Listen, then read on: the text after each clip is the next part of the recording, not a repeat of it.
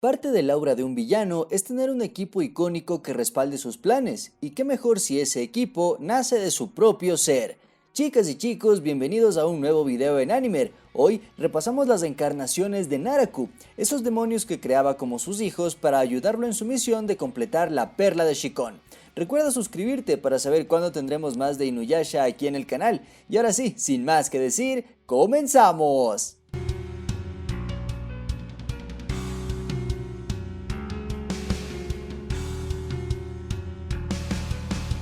Después de que Kikyo le entregó a Naraku parte de la perla de Shikon que le robó a Aome, el villano ganó la habilidad de producir fragmentos de su cuerpo lo suficientemente poderosos como para ser considerados demonios nuevos.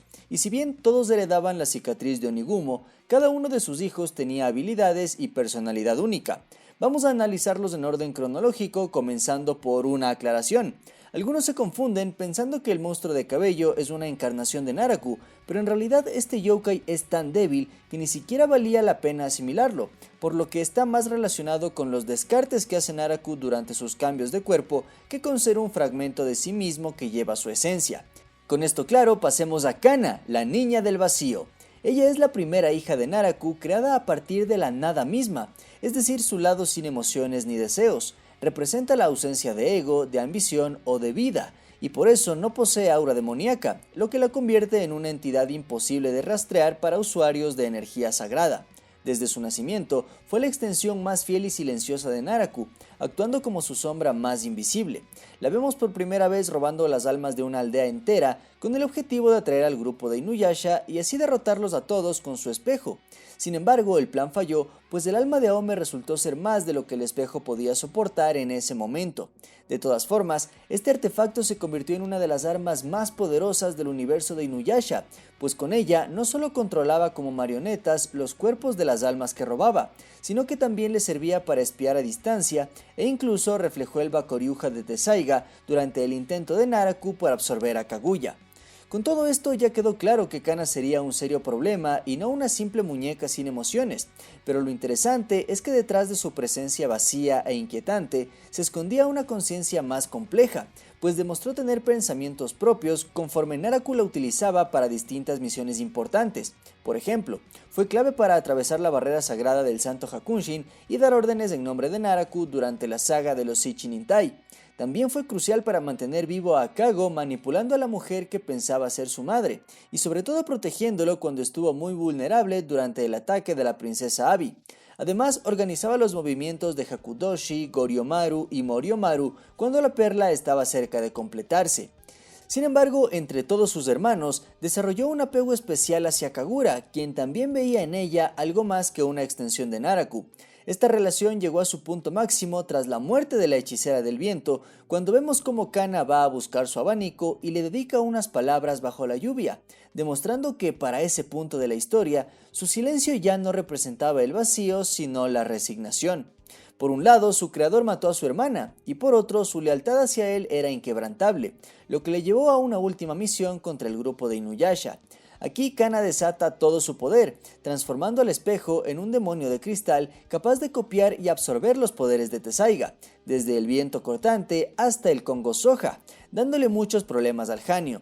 Sin embargo, el cuerpo de Kana empezó a colapsar, pues recibía el mismo daño que el demonio del espejo, quedando sin un ojo, un brazo y una mano.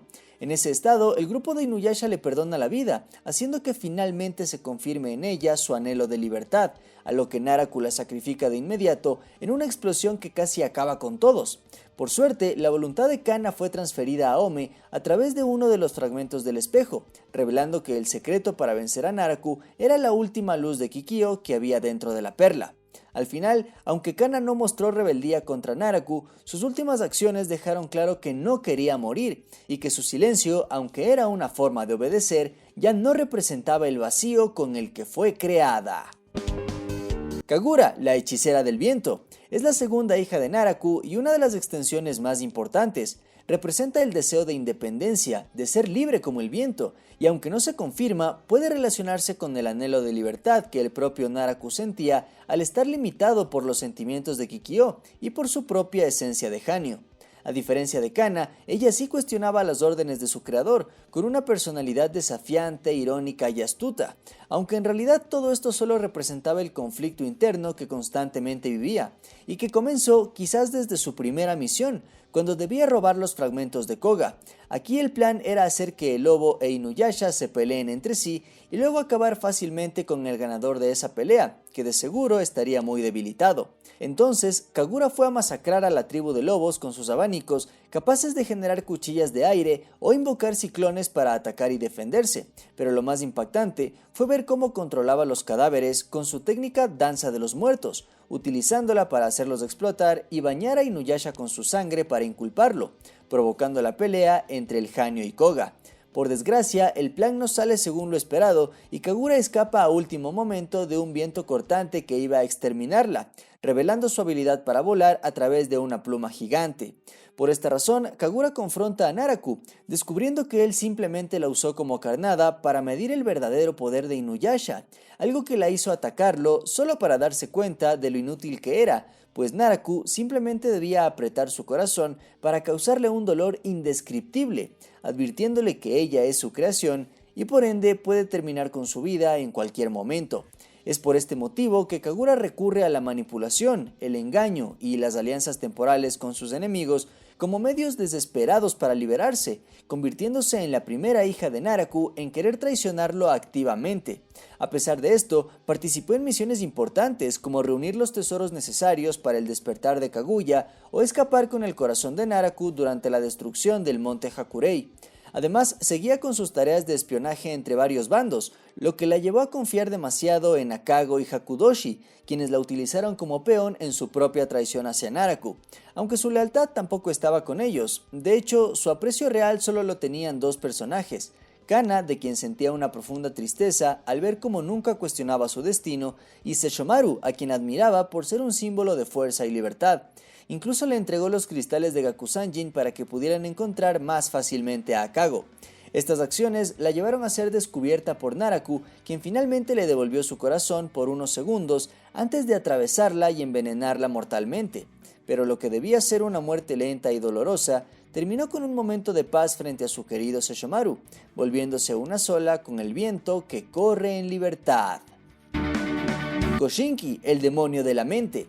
El tercer hijo de Naraku representa los pensamientos invasivos de destrucción de su creador, una mente que no solo se escucha a sí misma, sino también a las demás. Desde su nacimiento, Goshinki tenía el claro objetivo de acabar con Inuyasha, aprovechando que estaba mal herido después de que Kana le devolviera el viento cortante con su espejo. Además, este demonio disfrutaba atormentar física y psicológicamente a sus víctimas, leyendo sus mentes y burlándose por puro placer. Incluso a Kagura le causaba cierta incomodidad permanecer cerca de él, pues leía sus pensamientos más personales. Esta habilidad psíquica que le permitía anticipar los ataques rivales la combinaba con una fuerza bruta importante y una velocidad absurda considerando su tamaño. Incluso fue capaz de romper la Tessaiga usando solo su mordida, lo cual lo llevó a confiarse demasiado de su victoria. Sin embargo, no se aseguró de rematar a Inuyasha, y el Hanyo despertó su sangre yokai por primera vez al sentirse indefenso sin su espada, que también sellaba su poder demoníaco, por lo que solamente pensaba en matar. Esto volvió la habilidad de Goshinki inútil, que no supo cómo actuar para contrarrestarlo, siendo despedazado brutalmente por las garras de Inuyasha. Pero incluso muerto, su energía demoníaca era tan intensa que con sus colmillos, Kaijimbo pudo fabricar la espada Tokijin, un arma que solamente Sesshomaru pudo dominar y que lo acompañó por bastante tiempo hasta que se rompió en su batalla contra Moriomaru, terminando finalmente con el espíritu de Goshinki, que aunque no vivió mucho tiempo, sirvió para darle desarrollo a los dos hijos de Inu no Taisho. Ahora vamos con Kaigeromaru y Yuromaru, las bestias de las sombras. Ambos nacieron casi al mismo tiempo, siendo considerados mellizos entre los hijos de Naraku. Kaigeromaru era el mayor y representaba la mente maestra limitada por un cuerpo frágil parecido a un parásito, mientras que Yuromaru representaba el instinto asesino carente de inteligencia y razonamiento dentro de un cuerpo resistente. Desde su nacimiento, Kaigeromaru demostró no tener lealtad a Naraku, pues trató de decapitarlo antes de ser torturado y sellado dentro del estómago de su hermano, quien también fue encadenado para evitar que se saliera de control antes de tiempo. Aquí el plan era liberar su olor en una zona específica para atraer al grupo de Inuyasha, a lo que Koga también llegó al lugar, encontrándose primero con Yuromaru para iniciar la pelea, pero su fuerte presencia y movimientos impredecibles hicieron que el lobo escape por la sensación de peligro, a pesar de que el yokai estaba encadenado. Fue entonces que el grupo de Inuyasha llegó, una marioneta de Naraku le quitó las cadenas a Yuromaru y ahora sí empezaba la pelea de verdad contra ambos hermanos, uno brutal y otro preciso. Como dúo eran una tormenta de caos. Kaigeromaru usaba su tamaño compacto y movilidad subterránea para sorprender al enemigo desde ángulos impredecibles, incluso siendo capaz de emerger del cuerpo de su hermano para atacar, mientras que Yuromaru poseía una fuerza y velocidad descomunales que podían rivalizar con Inuyasha y Koga al mismo tiempo.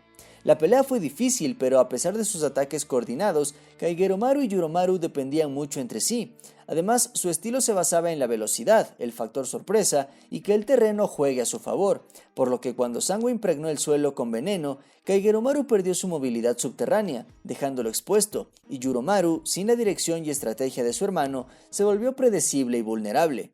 Al final, ambos murieron con un viento cortante que los impactó directamente, pero demostraron ser un dúo casi imparable en términos de ataque sorpresa. El siguiente hijo de Naraku es exclusivo del manga y su aparición duró muy poco. Esto sucede después de que Kikyo entra al castillo de Naraku luego de sobrevivir a la serpiente de almas gigante. Aquí la sacerdotisa le dispara una flecha sagrada y en respuesta Naraku generó una de sus extensiones para atacarla, con una lengua extensible similar a un látigo y un cuerpo ágil que movía con mucha rapidez. De todas formas, este yokai fue purificado apenas entró en contacto con Kikyo, pues la sacerdotisa llevaba consigo tierra de la cueva de Onigumo, con el fin de probar que podía neutralizar cualquier energía maldita dirigida hacia ella por parte de Naraku o de sus hijos, convirtiéndose en una especie de escudo natural gracias a la esencia purificada de los sentimientos de Onigumo. Este encuentro, aunque fue breve, llevó a la creación del siguiente hijo de Naraku. Muso, la reencarnación de Onigumo. Este yokai era una de las creaciones que Naraku más odiaba, al punto que ni siquiera le dio un nombre ni un propósito cuando nació. Por esta razón despertó confundido, sin rostro ni identidad, y comenzó a asesinar varios aldeanos y samuráis de la zona, arrancando sus caras para probárselas como si fueran máscaras, hasta que encontró la de Muso, un joven monje del cual también adoptó su nombre. Tras esto, comenzó una vida de saqueos y asesinatos, tratando de llenar un vacío inexplicable que no desaparecía con nada, junto con el instinto de ir hacia una aldea que lo llamaba por alguna razón. Así es que llegó a la aldea de Kaede, donde se encontró con el grupo de Inuyasha y por ende con Aome, lo que finalmente le devolvió los recuerdos de su pasado como humano. Aquí empieza una pelea donde Muso demuestra tener un cuerpo maleable como la arcilla, lo que le permitía regenerarse utilizando los Saimyosho y crear extensiones de su cuerpo. De todas formas, todavía era muy inmaduro e inexperto en combate, por lo que bajó la guardia e Inuyasha lo venció con un viento cortante. Sin embargo, Muso sobrevive y se regenera a partir de la cicatriz de araña de su espalda. En ese momento visita la cueva de Onigumo y reflexiona un poco más sobre sus sentimientos, admitiendo que odiaba a Inuyasha por seguir vivo, mientras que Kikyo murió, dejándolo sin la posibilidad de tenerla para él. Además, sentía resentimiento por Naraku, pues consideró que no cumplió su parte del trato cuando Onigumo se fusionó con los demonios, priorizando obtener la perla de Shikon y matando a Kikyo en el proceso. Luego de un rato llega Kaede, Muso casi la mata, pero todo el grupo de Inuyasha vuelve para reiniciar la pelea. Aquí vemos cómo los poderes de Muso siguen madurando y ahora ya tiene la capacidad de convertirse en un yokai escorpión, además de controlar mucho mejor sus extensiones. De todas formas, Inuyasha lo vuelve a derrotar y varios Saimyosho recuperan sus restos para que pueda regenerarse en el bosque, donde finalmente se reencuentra con Naraku. Para este punto, Muso ya revivió su obsesión por Kikyo, lo que lo volvió impulsivo y descuidado, creyendo que podía derrotar a Naraku sin entender que su creador simplemente lo utilizó como un experimento, que si salía bien, entonces se liberaba de los sentimientos hacia Kikyo, pero si salía mal como pasó, solo debía reabsorberlo, que fue lo que terminó pasando, dándole fin a la reencarnación de Onigumo. Akago, el corazón de Naraku.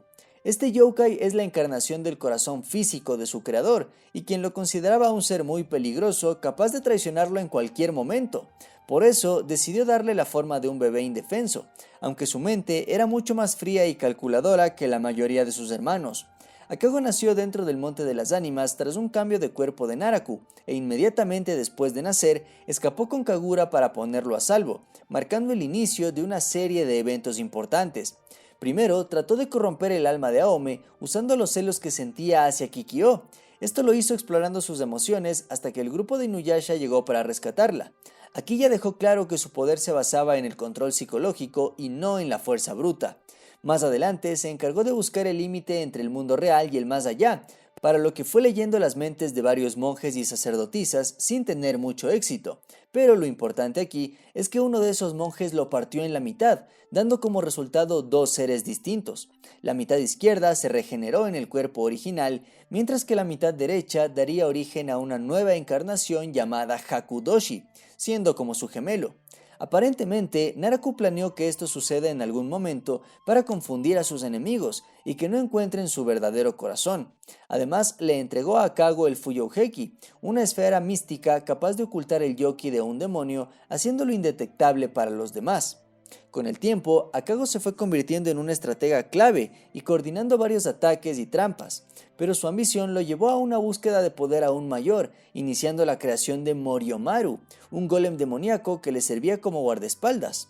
El problema es que un monje llamado Goryomaru logró sellarlo dentro de sí mismo, por lo que Akago y Kana tuvieron que esperar ocultos dentro de su templo hasta que Hakudoshi llegó para decapitar al monje y escapar con ellos.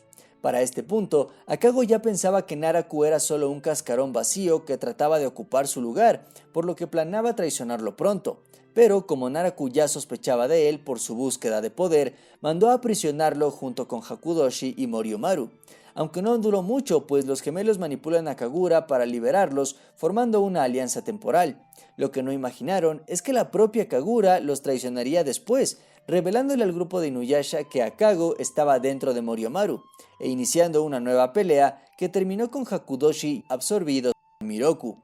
Como Kagura también murió, Akago solamente tenía a Moriomaru como apoyo para sus planes, por lo que se dedicó a fortalecerlo absorbiendo varios demonios poderosos antes de enfrentar a Naraku, quien aparentemente fue derrotado con facilidad.